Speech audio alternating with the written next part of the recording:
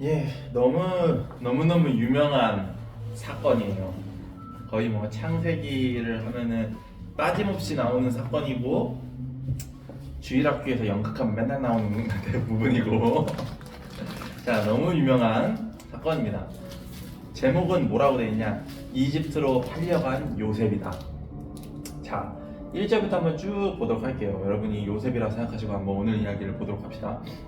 이스마엘 사람들이 요셉을 이집트로 끌고 갔다. 시기는 언제쯤이냐? 기원전 1800년 정도 됩니다. 오래됐죠? 이스마엘 사람들이 요셉을 이집트로 끌고 가자. 4000년 전에 바로의 신하, 파라오의 신하로 왕실리를 도맡아 관리하고 있던 사람. 자, 이 일이 무슨 일이라고 했는지 여러분 기억나세요? 이 보디발이 했던 일. 여기는 짧게 돼 있지만 두 가지 일을 하고 있다고 했어요. 보디발은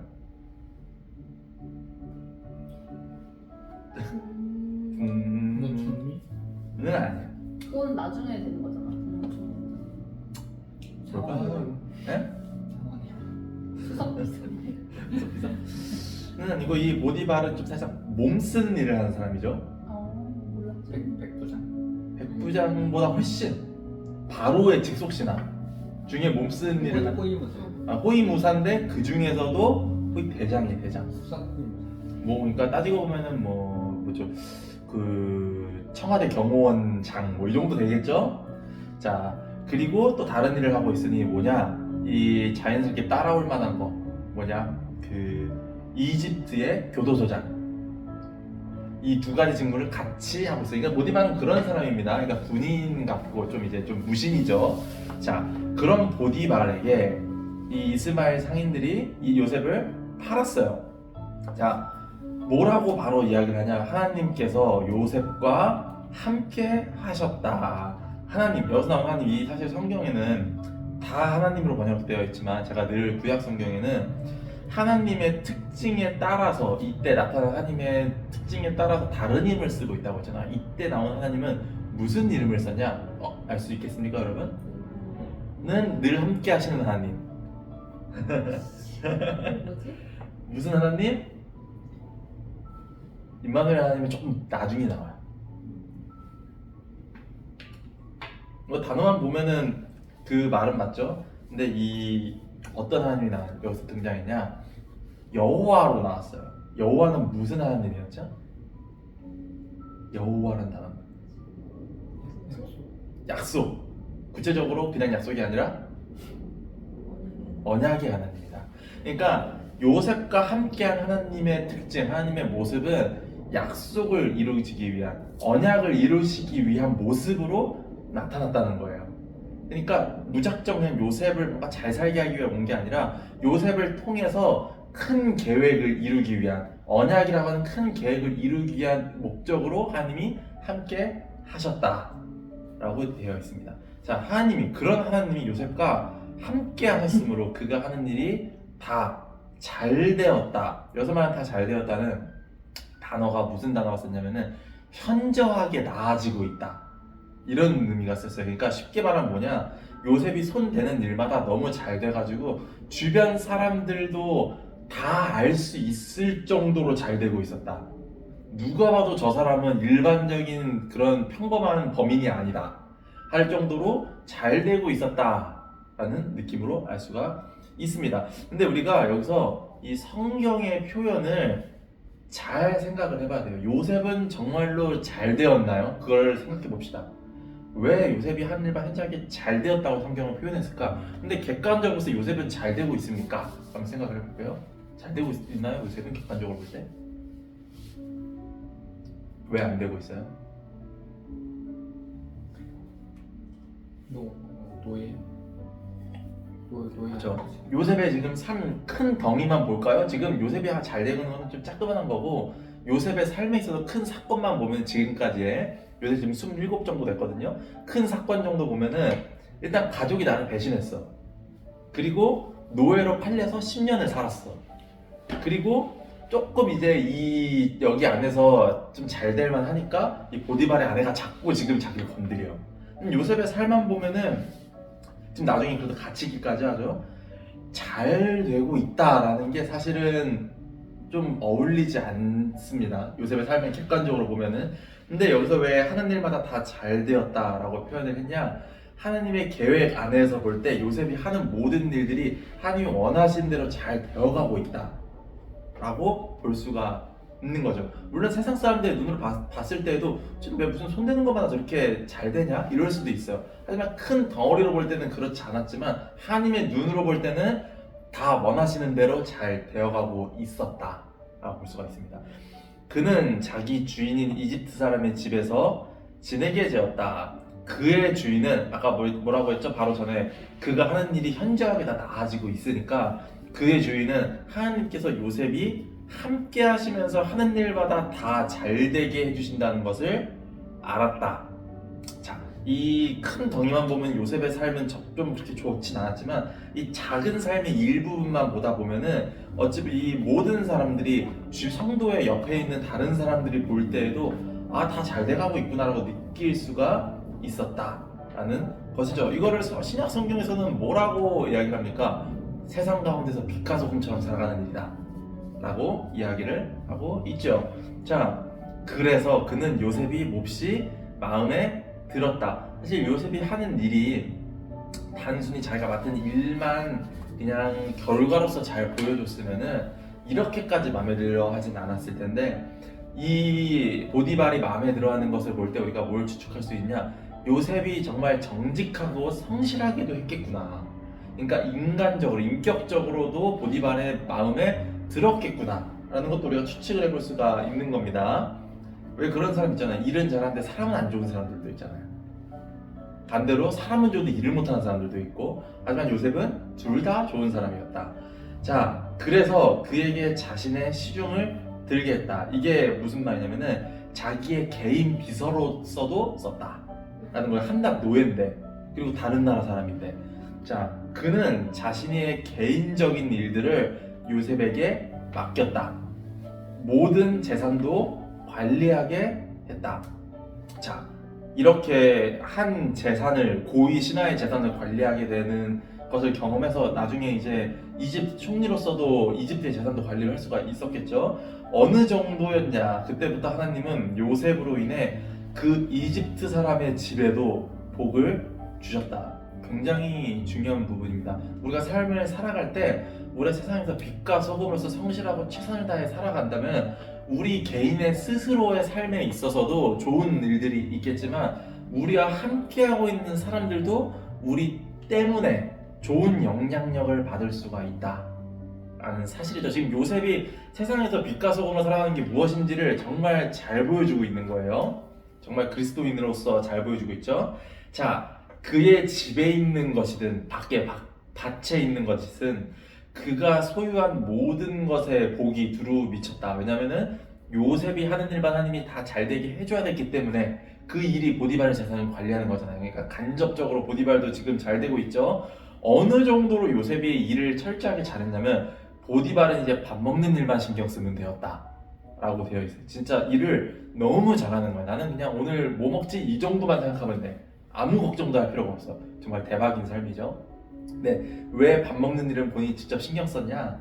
이건 좀 이상하잖아요. 왜 그러냐면은 히브리 사람들이랑 유대 사람들이랑 밥 먹는 문화가 달라서 그래요. 그래서 밥 먹는 거 다 해줄 수 있어. 그러니까 밥 먹는 거 빼고는 본인이 다 해줄 수 있는 거야. 지금 요셉이 대단한 사람이죠.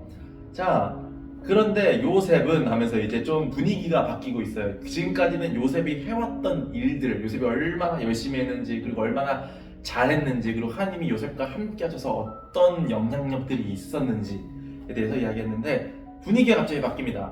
요셉은 잘생긴 남자였다. 요셉이 왜 잘생겼을까요? 여러분 성경에 근거도 찾을 수 있어요. 라헬도 예뻤고 할머니도 예뻤어. 리브가도 예뻤잖아. 성경에 보면은 그 아브라함의 그 짝을 구할 때 심지어 사라도 예뻤거든요.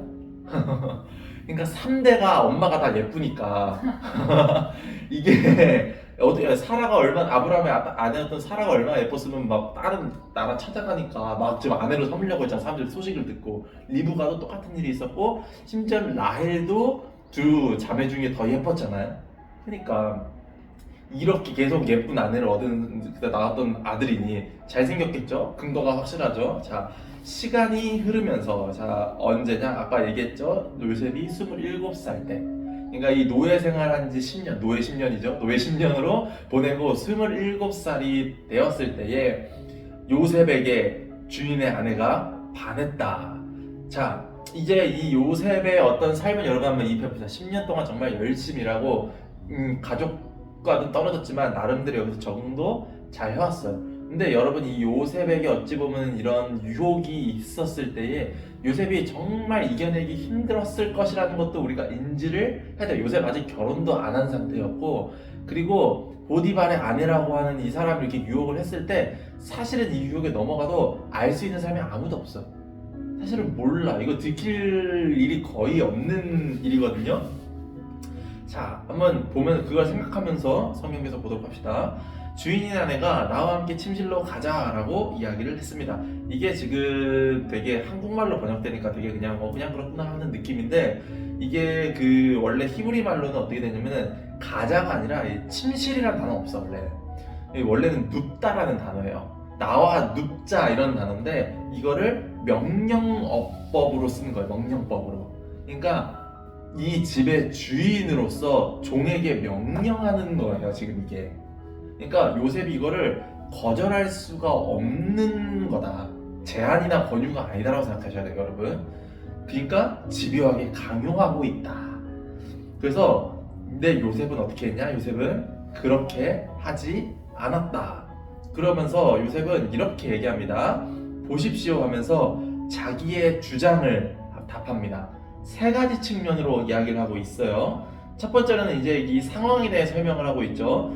주인께서는 모든 소유를 내게 맡기셨고 집안일에는 일절 신경을 쓰지 않으십니다. 그분은 저를 동등한 사람으로 대해주셨습니다.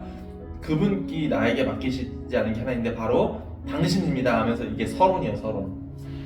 그러면서 이제 세 가지 논리를 펼칩니다. 첫 번째 뭐냐?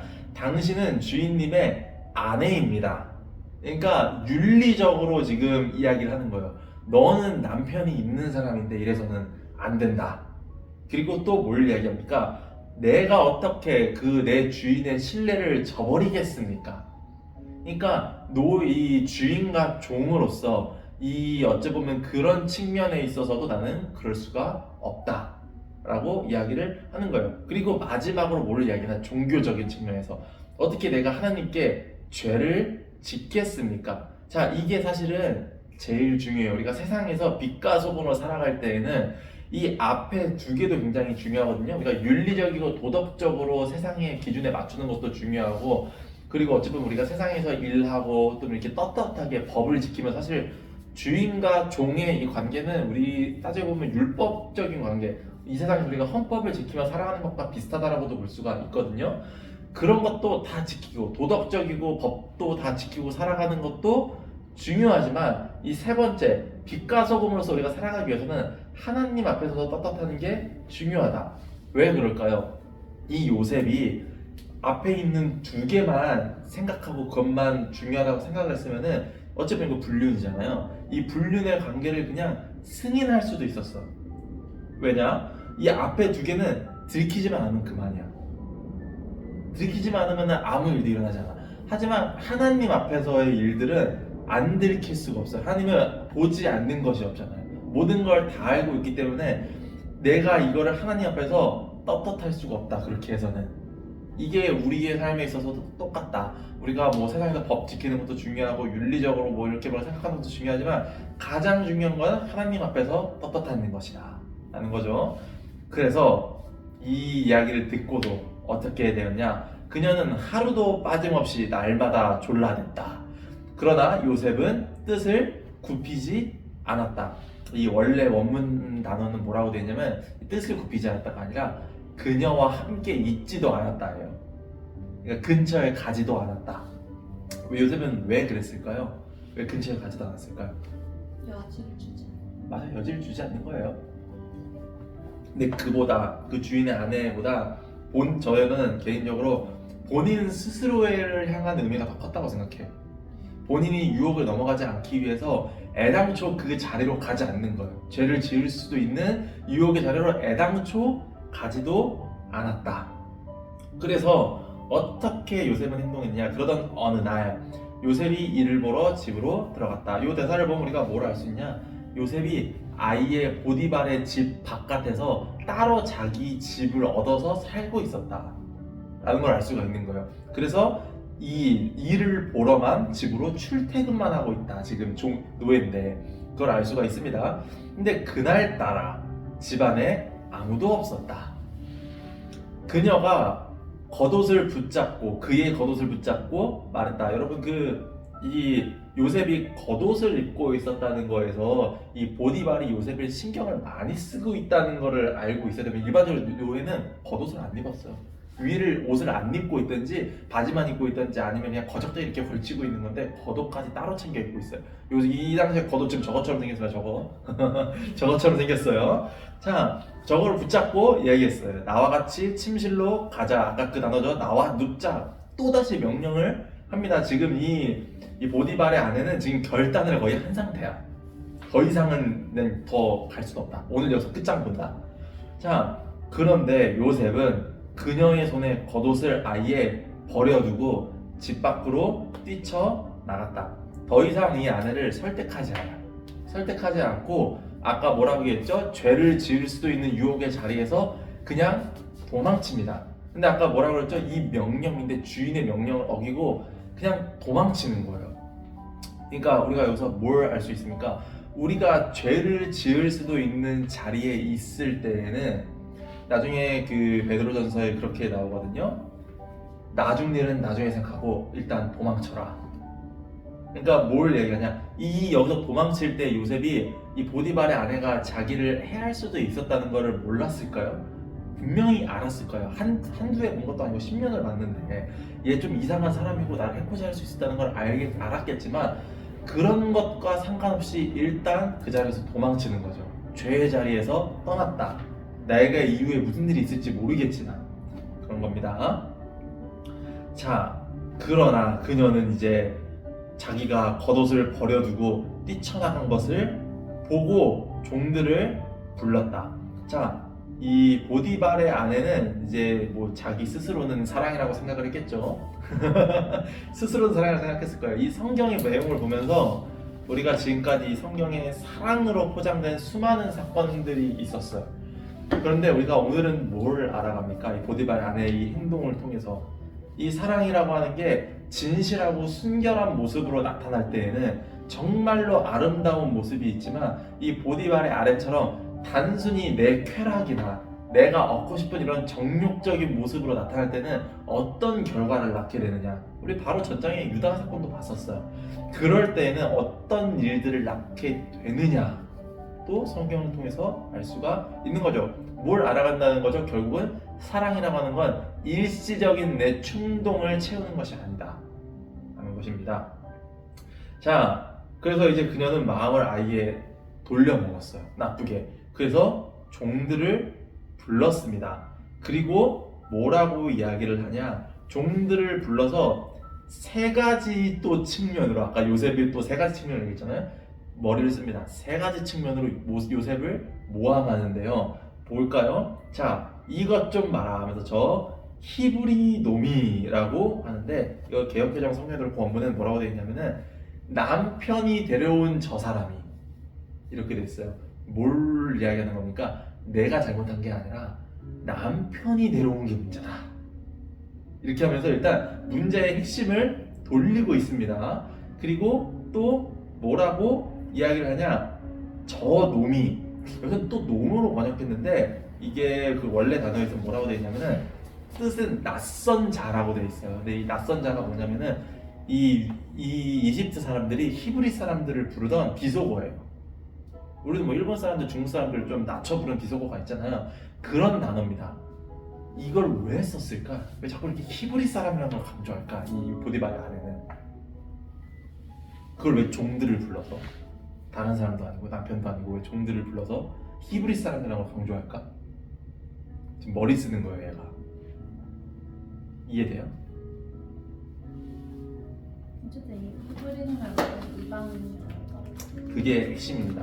자, 이 보디발의 안에는 지금 세 가지로 이 요셉을 모함하고 있는데, 첫 번째는 남편이 데려온 사람이다.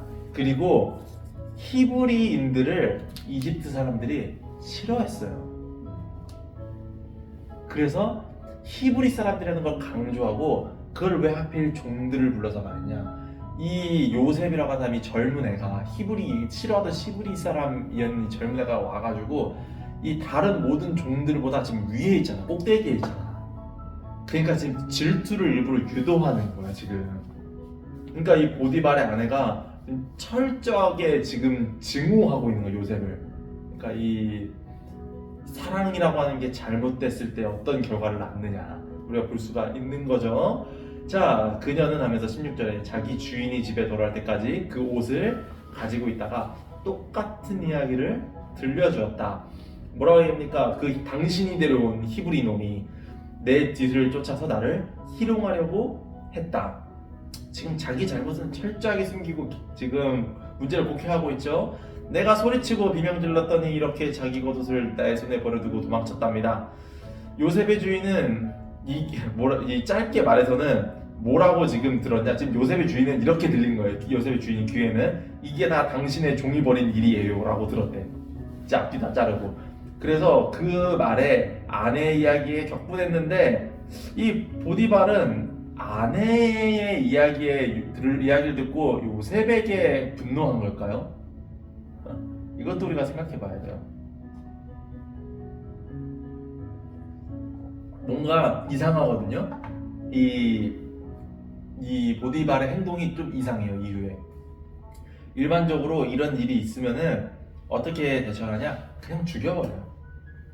보디발 안에도 그럴 거라 생각하고 이야기를 했을 거예요.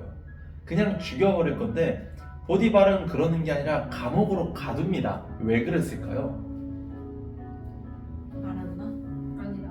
어느 정도 알았던 거죠. 요셉이 지금 10년 동안 이렇게 성실하고 최선을 다하고 진실하게 충성했는데 얘가 이런 사람일 리가 없다.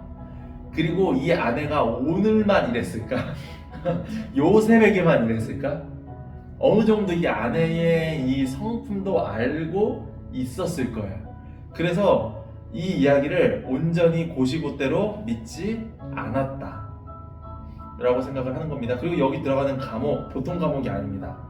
같이 갇혔던 사람들이 누가 있었나요? 여러분 기억하세요? 어떤 사람들이 갇혔었죠? 술관원, 빵관원. 술관원, 빵관원이 무엇을 하던 사람이었습니까? 다 알잖아요 여러분. 술관원, 빵관원 뭐 하는 사람이에요? 왕의 술관. 맞아. 왕의 음식을 담당하는 사람들이에요. 그러니까 진짜 중요한 사람들이니까 이 감옥을 우리가 뭘로 알고 알 수 있느냐? 높은 고위직들만 없는 감옥이에요. 우리 재혁이가 옛날에 있었을 때 그런 얘기 했잖아. 한국에도 국내에도 고위직들만 가는 교도소가 따로 있다고, 좋은 곳이 있다고. 이렇게 천왕동 옆에 있는 곳. 거기가 새로 지어져가지고 거기가 한국에서 제일 좋은 교도소예요. 그거 뭐지? 새로 지어져. 새로 지어져서 시설이 좋으니까 좋은 사람들만 가는 거야. 다 죄인인데 좋은 사람. 아무튼 그런 곳이 있다고 합니다. 그래서 여기도 그런 곳이었던 거야. 그래서 그런 곳에 갔어요. 그러니까 우리가 이걸 보면서 보디발이 요셉에게 지금 분노하고 있는 게 아니겠구나라는 걸 추측을 할 수가 있는 거죠. 우리가 그래서 세상에서 살아갈 때 정직하게 살아가는 게 얼마나 중요한가, 세상에서 빛과 소금을 살아가는 게 얼마나 중요한가도 깨달을 수가 있는 거죠. 자, 요셉은 감옥에 갔는데, 그러나 뭐라고 되어 있습니까? 하나님은 그곳에서도 여전히 함께 하셨다. 자, 요셉은 어떻게 했습니까? 요셉은 그곳에서도 자기가 억울하다고 이야기하지 않았어요.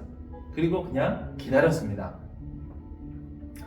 요셉에게 하나님은 인자를 베푸셨다. 인애와 자비거든요.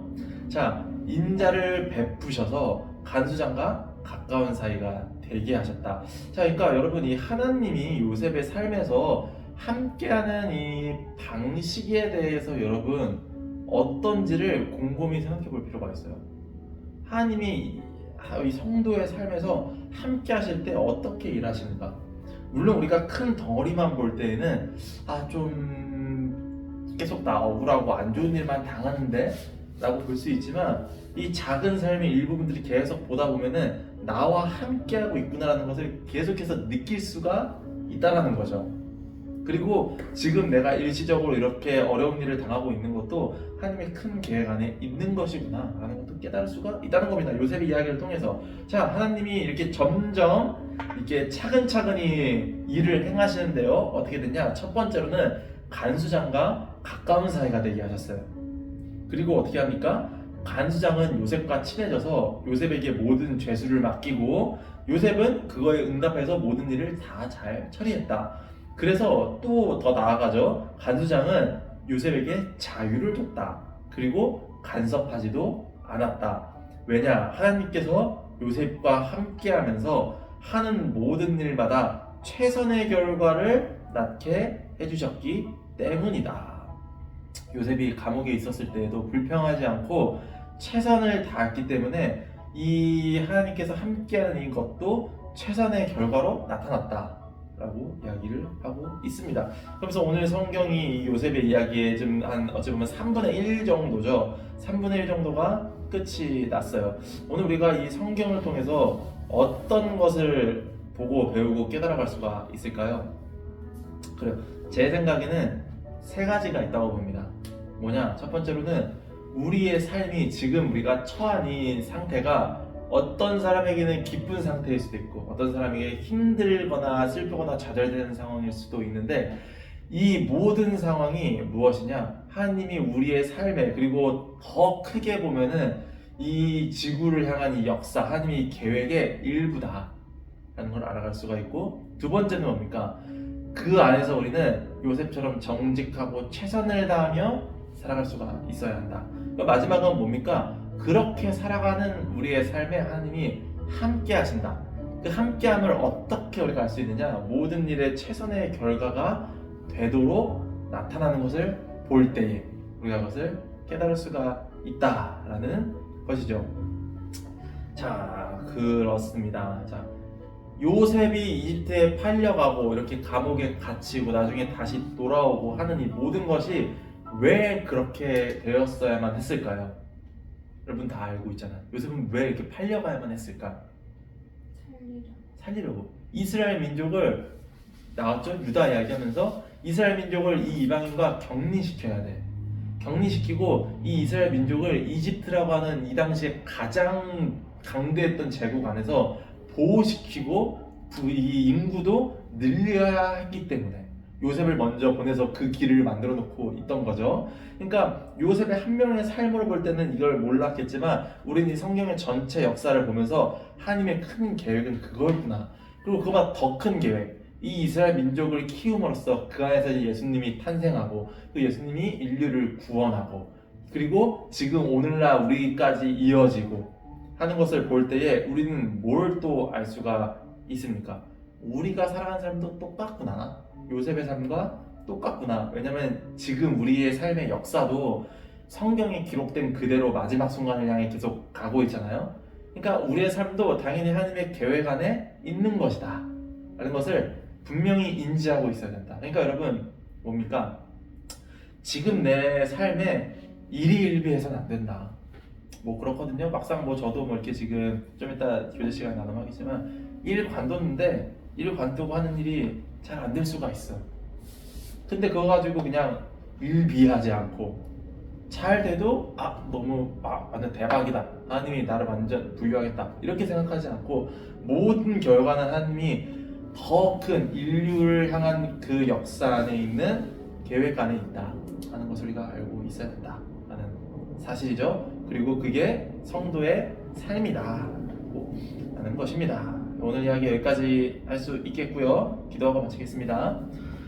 하나님 감사합니다. 하나님 오늘 이 시간 우리가 창세기 39장의 말씀을 통하여서 또 특별히 요셉과 요셉의 유혹의 이야기를 들으면서 하나님 우리가 또 우리의 삶을 돌아봅니다. 하나님 우리가 삶을 살아갈 때 정말 수백 번 기쁜 순간이 있고 또 그만큼 슬프고 절망되는 순간들이 삶에 찾아올 것입니다. 하나님 그렇지만 그 모든 순간에 우리가 매몰되지 않고 그것을 만들어낸 하나님을 기억하며 하나님 모든 순간 가운데 더 큰 선과 더 큰 최선의 결과와 또 우리 인류를 향한 하나님의 큰 계획이 있다는 것을 우리가 믿고 신뢰하며 어떤 순간에도 하나님 우리가 너무 크게 기뻐하거나 너무 크게 좌절하지 않고 하나님께 순종하며 하나님을 만나는 그 날까지 머물러 있지 않고 날마다 전진하며 성도의 삶을 살아가게 하여 주시옵소서. 감사드리면서 예수님의 이름으로 기도드렸습니다.